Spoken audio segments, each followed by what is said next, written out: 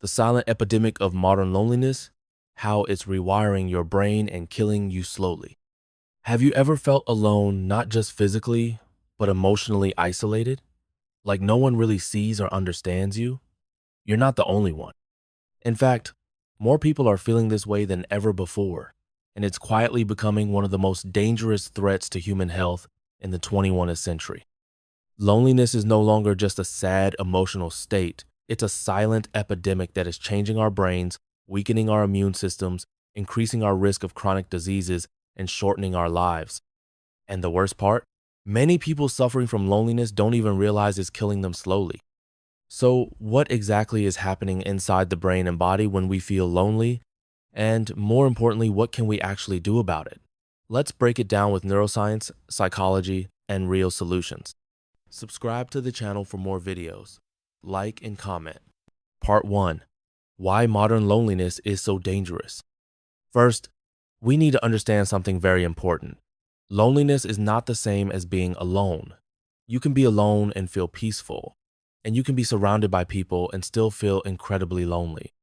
Loneliness is the perceived absence of meaningful social connection, the feeling that no one truly knows you, hears you, or values you. And here's the scary part.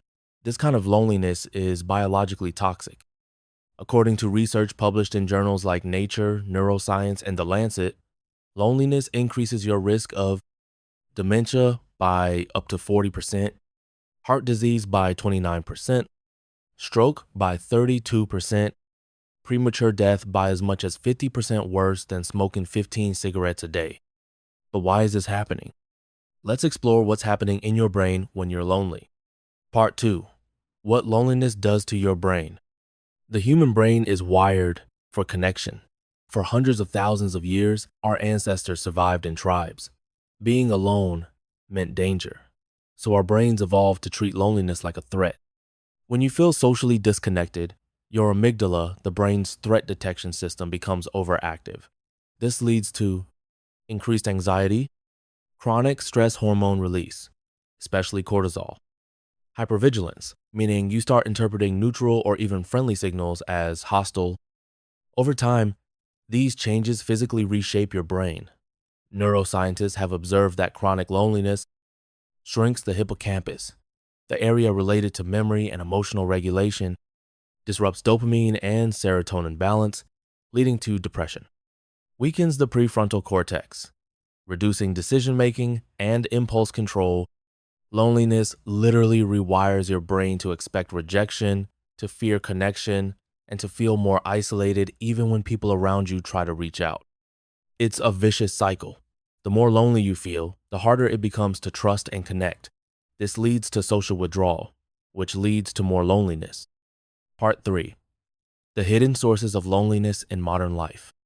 You might think loneliness mostly affects older people in nursing homes, but the data paints a different picture.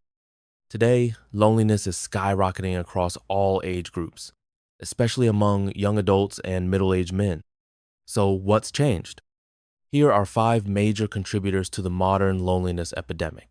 1. Social media illusion. Platforms like Instagram and TikTok create the illusion of connection while delivering none of its biological benefits. Scrolling through filtered lives increases social comparison, envy, and feelings of exclusion. Your brain doesn't register likes and comments as real intimacy. It still craves eye contact, touch, voice, and shared experiences. 2. The decline of community. In past decades, people were more likely to attend churches, clubs, or local events. Today, we work remotely, shop online, and move frequently. This leads to fewer opportunities to form lasting bonds. 3. Fear of vulnerability. Many people today are afraid to open up emotionally. We live in a culture that rewards independence and strength, not emotional honesty. This leads to shallow connections, even with friends or spouses. 4. Hyper-individualism. We've been taught that happiness comes from success, self-reliance, and personal growth. But that's only half the truth. Real well-being depends on belonging, contribution, and emotional bonds. 5. The busy trap. Always grinding, always hustling. We glorify being too busy for social life. But in doing so, we starve our brains of the connection they need to stay balanced and healthy. Part 4. Physical health consequences. It's not just your mind that suffers. Loneliness impacts nearly every system in your body. Immune system. Loneliness weakens your immune response, making you more vulnerable to infections and slower to heal. Cardiovascular system. Stress hormones cause your heart to beat faster and your blood pressure to rise, increasing risk of heart attacks. Subscribe to the channel for more videos. Like and comment. Inflammation.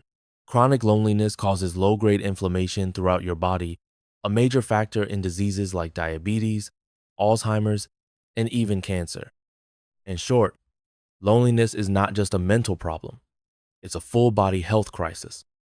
Part 5. What you can actually do about it.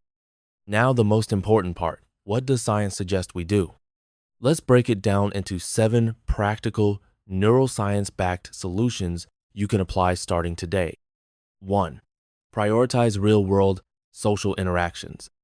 Face-to-face time has a massive impact on your brain chemistry. Even small conversations with a cashier, barista, or neighbor trigger oxytocin, the bonding hormone. Make it a goal to have at least one real-life interaction per day, even if it's small. 2. Schedule connection time, like exercise. Just like workouts, friendships need consistency. Schedule weekly calls or walks with people you care about. Don't wait for it to just happen. Make it a priority. 3. Practice vulnerability. Tell someone how you actually feel. Express gratitude. Share a fear.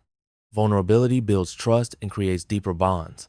Neuroscience shows that emotional openness reduces cortisol and boosts empathy circuits. 4. Touch matters. Physical touch. A hug, handshake, or even a pat on the back triggers oxytocin and reduces stress. If you're touch deprived, consider massage therapy or activities like partner dance classes. 5. Join something bigger than you. Volunteer. Take a class. Join a faith group. When you become part of a shared mission, your brain switches from isolation to belonging. Purpose builds community. 6. Limit passive screen time. Set boundaries with social media. Replace scrolling with voice messages, video calls, or in-person meetups. Passive digital consumption is a loneliness amplifier. 7.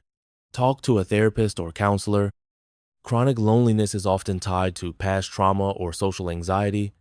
Therapy can help rewire your thought patterns and give you tools to reconnect. Part 6. A hopeful reminder. If you're feeling lonely right now, remember this. You're not broken. You're human. Loneliness is not a personal failure, it's a signal. Just like hunger tells you to eat, loneliness tells you to connect. And the beautiful part? Neuroplasticity. Your brain's ability to change means that even years of isolation can be reversed. With the right steps, you can build new pathways, form new connections, and rewire your emotional reality. It won't always be easy, but it is possible. Final thoughts. In a world more connected than ever, we've never been so emotionally distant. But the solution isn't more likes, more followers, or more noise. It's about slowing down, reaching out, listening, being seen, and allowing others to see you. Loneliness may be a silent epidemic, but connection is a powerful cure. Take the first step today, even a small one, because your brain, your body, and your future self will thank you for it. Subscribe to the channel for more videos. Like and comment.